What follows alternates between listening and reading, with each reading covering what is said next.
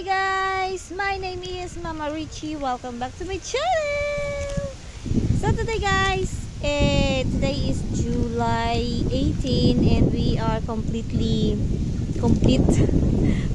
the 40 weeks of our pregnancy guys. But Oyo boy is still here and he doesn't want to go out. Gusto niya sa tiyan ko na lang siya.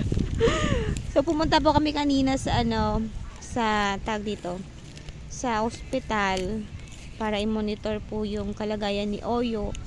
Okay naman po siya, and sabi po ng OB-GYN, normal lang naman daw yun sa mga pang third child na hindi siya nag-a-advance na lumabas, or maybe kulang sa exercise or something like that. Pero lagi naman kami naglalakad-lakad. Here's my son nga pala guys. Ito po yung sinusundan ni Oyo namin. And that's the panganay there. And there's the husband there. Ep!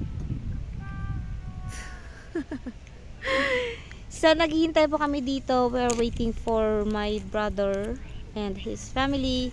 And also yung pinsan ko, asawa ng pinsan ko, pupunta din po sila dito. Kahapon, nag-picnic din po kami. Yung anak ko po, kakakain lang, tapos kumain na naman.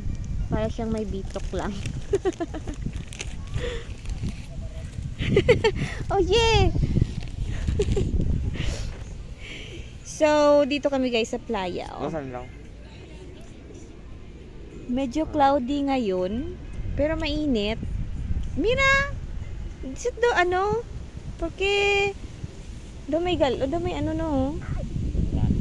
uran. It's like it's raining. May ganti mo. Mas mainit sa balay.